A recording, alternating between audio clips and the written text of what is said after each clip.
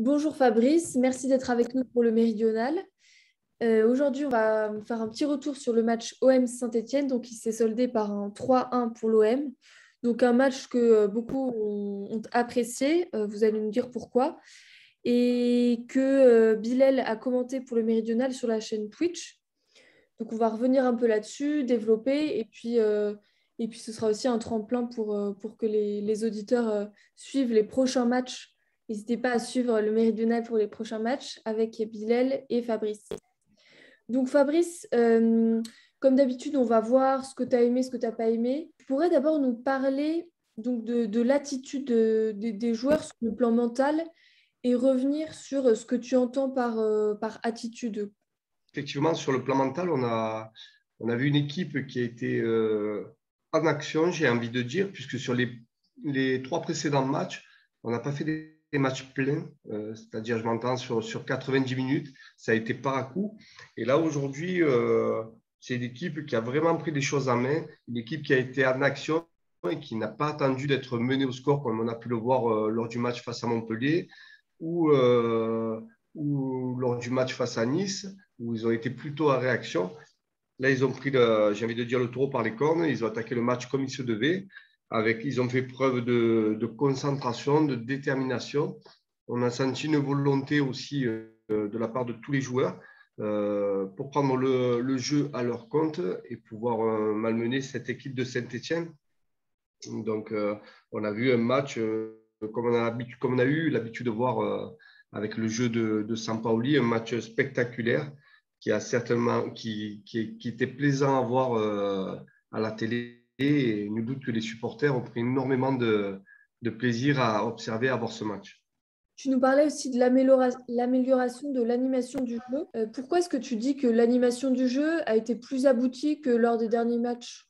Alors, parfois, lors des derniers matchs, on a vu une animation, on sentait qu'il y avait une réelle envie d'avoir le ballon dans les pieds, un jeu de position entre tous les joueurs qui libéraient les espaces, prenaient des espaces. Donc, il y a une réelle animation, mais ça manquait tout de même beaucoup d'intensité, de vitesse aussi dans les choix de passes. Les joueurs, parfois, mettaient un certain temps à transmettre le ballon. Donc, ça permettait au bloc adverse de rester en place, de ne pas être déséquilibré. Et là, samedi, pardon, il y avait beaucoup plus d'intensité, beaucoup plus de vitesse dans les passes. Il y avait également beaucoup plus de disponibilité de la part des joueurs, des libérations, des prises d'espace. On voit Guendouzi, Rongier, Camara, Gerson, Payet, ces 5 milieux de terrain qui n'hésitent pas de dézoner, d'utiliser des espaces libres. Et donc, il y a une intelligence de jeu de la part de tous ces joueurs qui permettent ce mouvement et qui déstabilisent et désorientent les équipes adverses. Donc là, on a vu un peu plus toute cette animation. Le positionnement aussi de Gerson, puisqu'on joue sans avant-centre, encore une fois, le positionnement de Gerson qui était un peu plus haut.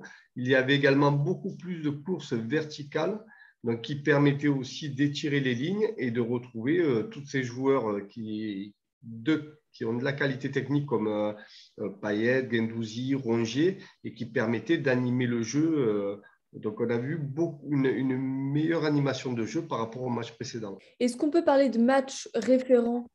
Depuis le début de la saison, c'est vrai on peut dire, alors le score peut parfois influencer dans notre analyse.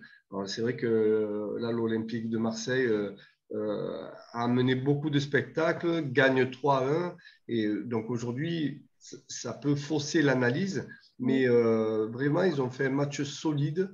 Ils ont su être costauds lors des temps faibles, notamment en seconde période, lorsqu'on revient bien, puisque ça faisait un certain temps qu'au retour des vestiaires de la mi-temps, on avait du mal à reprendre les matchs. Là, ça n'a pas été le cas.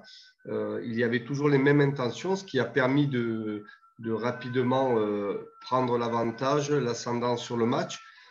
Et ce que je veux dire par là, c'est qu'ensuite, lorsqu'on a mené au score, on a eu un petit temps faible. Et c'est lors de notre temps faible, puisqu'on sait aussi qu'on est très performant en attaque rapide, c'est lors du temps faible qu'on va marquer ce troisième but. Mais on n'était tout de même pas à l'abri voilà, de se faire égaliser. Mais tellement les joueurs ont été volontaires, généreux et ils ont mis tous les ingrédients pour que ça bascule dans leur sens. D'accord. Donc, ce qu'on retient de ce match, c'est bien la solidité, comme tu l'as dit. Donc, si on regarde maintenant du côté de ce que tu as critiqué, tu notais justement le déséquilibre côté gauche et les coups de pied arrêtés. Comment est-ce qu'on pourrait améliorer le couloir gauche? Alors, c'est vrai que c'est encore une fois, c'est un jeu, tous les observateurs, tout le monde à l'unanimité euh, aime ce jeu-là, mais voilà, le fait d'être spectaculaire, d'être animé, d'avoir beaucoup de joueurs qui se projettent, forcément, l'équipe parfois est déséquilibrée. Sur le côté gauche, on est un peu plus déséquilibré car il n'y a pas de réel défenseur. C'est Luan Pérez qui occupe une double fonction, qui dans l'animation du jeu et dans les départs à 3 et lorsqu'on n'a pas le ballon, qui se met dans un système à 4 défenseurs, quand Rongier se met, lui, pour le coup, latéral droit. Donc là, lorsqu'il est défenseur central gauche et en défendant à 4, il ferme vraiment à l'intérieur pour être en couverture de Alvaro. Donc il est très proche de lui. Et lorsqu'il fixe, l'équipe adverse fixe sur le côté droit et arrive à orienter le jeu à gauche, lui, bien souvent, dans son dos, il n'y a personne qui pallie à ses fermetures. Il est souvent très à distance du joueur qui reçoit le ballon. Donc, le temps qu'il a eu le cadré, le temps qu'il oriente, souvent, on est en déséquilibre sur ce côté gauche. Donc, parfois, ce serait bien qu'il prenne une distance un peu plus importante d'Alvaro, de manière, lorsqu'Alvaro, bien sûr, n'a aucun joueur à sa charge, de manière à être un peu plus proche, j'ai envie de dire, du cadrage lorsque le porteur, un joueur reçoit le ballon. Voilà, donc ça serait ou que le joueur qui est un peu plus haut dans le couloir, c'est-à-dire De La Fuente ou Lucien Riquet lorsqu'il rentre, voilà, soit un peu plus concerné sur l'aspect défensif de manière à l'aider un peu plus, j'ai envie de dire. Ça reste un match qui est très positif et qui augure bien, selon toi, de la suite de la saison, de ce début de saison.